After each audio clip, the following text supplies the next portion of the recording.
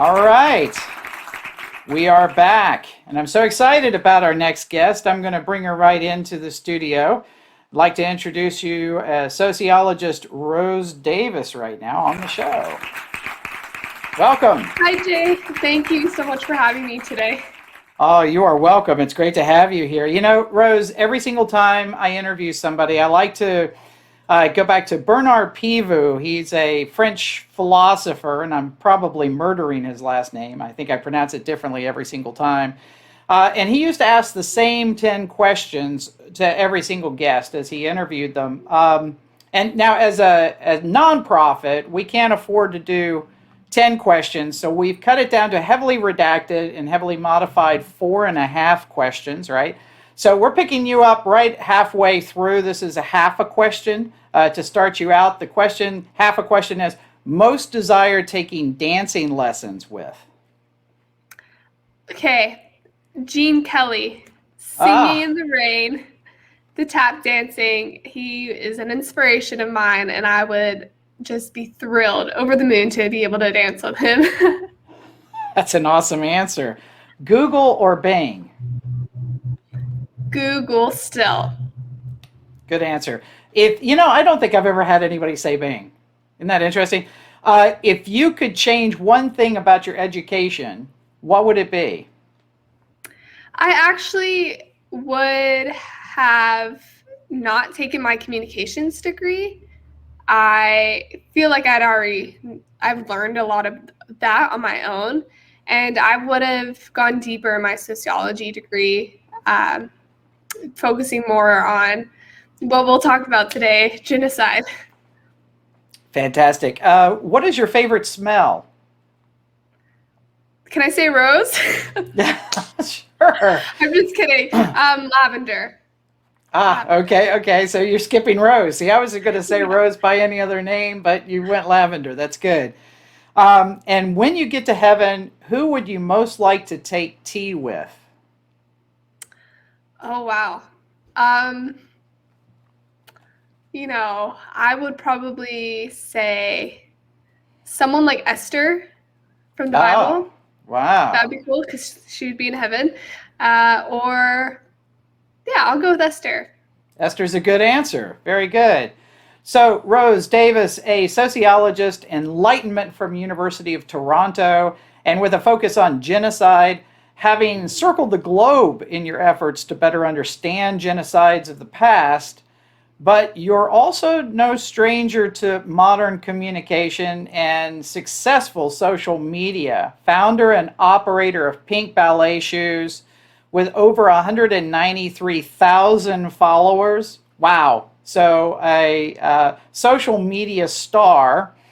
And you've written a peer reviewed article and published it. We've been talking about it all the way through this show tonight on a topic that seems pretty provocative. It's data genocide, and it's making some waves that frankly need to be made.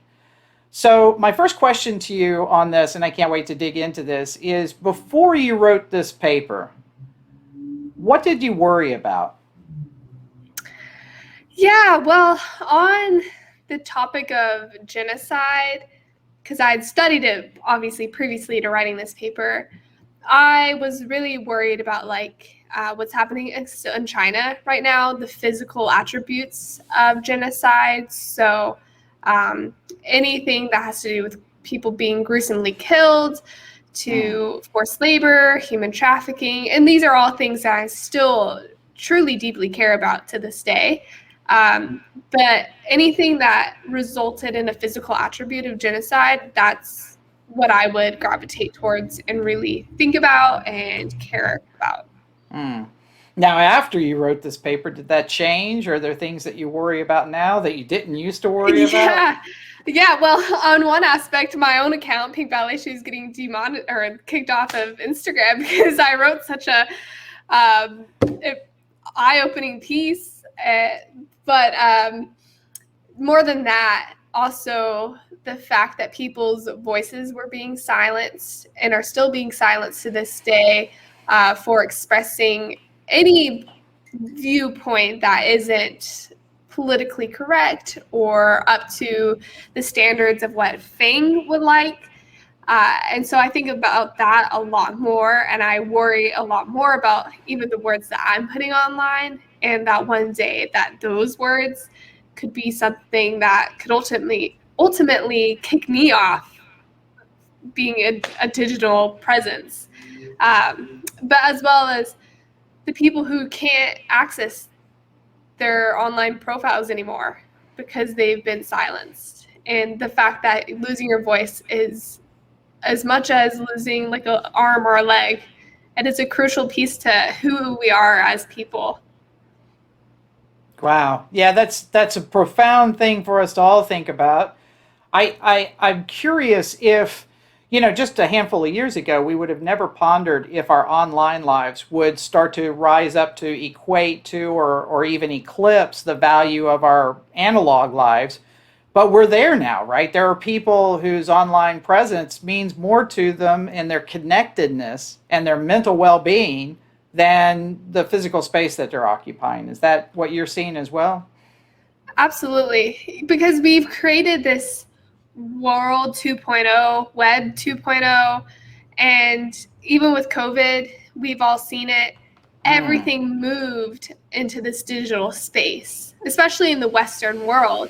And so, for people, I work remote, and my day-to-day life is video calls with people. And if that were to be gone, then I wouldn't really have an existence outside of that, because I spend, and I'm speaking in generalities, but like I spend 8 to 10 hours of my day on this digital platform where I'm not even existing in the real world Mm. anymore. And so, yeah, it's completely shifted for so many people. And so, absolutely, you're correct on that. Um, Yeah, you bring a really great point that in many cases this has been government mandated where people didn't have a choice. They had to work remotely, their children had to go to school remotely. We're being forced into this online world in some cases. Some people go willingly, other people are being forced, but we're babes in the wood, right? We weren't expecting there to be these large entities that were going to start gating us based upon what we said and what we did, and potentially say you don't qualify to exist anymore. Is that what we're really saying? It is, isn't it? That there are yeah. entities out there that say, I'm sorry, you don't qualify to exist anymore. Well, you really come from two different professions. Then you have this sociological background with the interest in genocide studies, and then you have the social media stardom. Did it ever dawn on you that those two worlds would collide at some point? It did to a degree, but not in the way that I expected. I see that there is potential for media and technology to be used for good, much like you do, I'm sure. And that has always been a driving factor for me, is a way to build community, draw in people together, and then really do something that is good. So for me, that would look like I want to increase access to dance in places where it's not readily available. And I'm only able to do that because I've created this digital platform first that is given me the platform to launch off of. So in some ways I have, but definitely I didn't think it would shift to where it is now, looking at technology in a lens of, oh, there's some dangerous effects, things going on with technology, or um, yeah, just there's a lot of bad things happening out there in the digital space that we can't control. And I always like to think that I'm an optimist and I see the good, and so I always want to see the good in anything that I do in the digital space, but I know that it's just not there. Even with cyber crimes, there's just so much. There's so many bad things happening online these days. You bring up a really interesting point, that yes, it can be used for good and it can be used for bad. Has this kind of made this more real for you? When you think about China and the atrocities that are going on there, even as much as you can use your imagination, it's still thousands of miles away. It's something that you would have to have a remarkable amount of empathy to actually feel that in a heightened sort of way. But here we are now talking about you potentially getting deplatformed with something that you've spent a considerable amount of effort building, right? This brings it real. It becomes real, doesn't it? When it's all of a sudden you and your friends and your family that potentially could be harmed by something like this. Does it change the way that you think about genocide? Uh, yes, it does. I think, first of all, I want to bring up a point to the first thing that you mentioned. Raphael Lemkin has this quote that he talks about is like, why is one death more impactful than it is a million or 1,000? Something like that. I did reword it a bit, but that's sort of the framework that I often have to think through genocide, because speaking from a really recent example with George Floyd, we had a visceral reaction to what was happening with him because it was the one person. But then when it was 1,000 people in the Holocaust, and it was in a place that wasn't the United States, but it was in Germany and Poland and Europe, it was very disconnected for us, and it was harder for us to relate. Anyways, back to what the other thing that you're talking about, though, is I never expected that it would turn like this in technology. And I think I grew up in the midst of like the rising of technology, where social platforms really became a thing. And so, we're just all trying to figure out as it's evolving with us, with myself growing up 8th grade. So when I founded Pink Ballet Shoes. But to think that that must have been, I'm going to date myself a little bit, like 12 years ago now, that was never on my radar that anything like this could happen. I always just thought that social media was used for good, and then slowly we saw, people were really suffering from comparison, from increased rates of suicide, to now where political conversations begin and sometimes end on there, with people being shut offline. So yeah, it's really changed, and it's been crazy that I'm sort of seeing this all as I'm trying to learn and comprehend it all happening at the same time. And it's just, if you blink for a second, you miss it. You miss something crucial. So.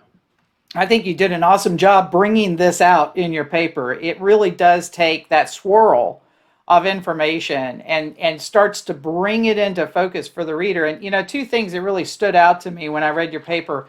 The first is that 10% of your paper is citations. It's a really well documented piece of work, but it doesn't feel like a stuffy academic paper. It feels like you were really writing for the every person, right? Have you gotten some feedback from some non-academic types that have read the work? Yes, I have. First of all, I think people they're always my friends, so they're always, wow, that's impressive, that's cool. And I was at the printer shop printing off the paper to do my final revisions on it, and the guy who's printing off the paper, and God bless him because he gave me the 50-page paper for free, he was like, what is this? I want to read this. I have never heard of anything like this before, and I'm compelled to know more.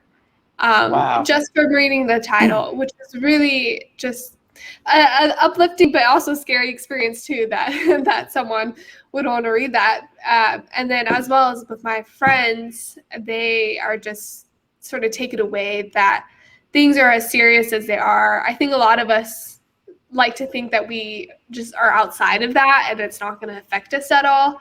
But the reality is it could affect my mom or my dad or my best friend tomorrow, as likely as it could affect me tonight. Wow. So. Yeah, you are so right. And in the little bit of time that we have left, your paper does go into some steps that people can do to help themselves. But other than that, and those are certainly important, what do you want the main takeaway to be when people read your paper? I think that it's so quick to just put the blame on the companies and then just leave it where it is. But there are steps that you can also take to get involved to fight against what is happening now. If you are an academic and you have the capacity to expand on this thought, please go ahead, do so. Let's continue this conversation. It doesn't have to end there. And I think on another level, I'll put a plug for you guys. The Privacy Co-op is actually doing incredible stuff in helping people get their rights back with their data. And so, head over to them if you're looking for, compensation for the stuff that Facebook, FANG, they've all taken from you. And then Wow. I would say a third piece is, again, on the same thing I just mentioned with the first piece, don't just start with the blaming of the companies, but, think about it. Like, is more regulation needed? Is less regulation needed for these companies? Do we need to create a new system where we actually decentralize the power completely? And do we need to take back that power? And what does that look like? And what does that look like for the governments to start working towards actually taking away power from these people? And so there's a lot. It's not just a one size fits all answer. Depending on where you are, how much if on a personal level, you just want to, get your rights back, that's a crucial step. And then, wow, if you want to take it further, that's even better. But just doing something is the best thing that you can do. Yeah. Just terrific words. And I love the idea of thinking future about decentralizing some of this power. That's exciting. Rose Davis, it was an exciting paper, exciting interview. Thank you so much for joining us tonight. Really appreciate you being here. Thank you so much for having me. It was a pleasure.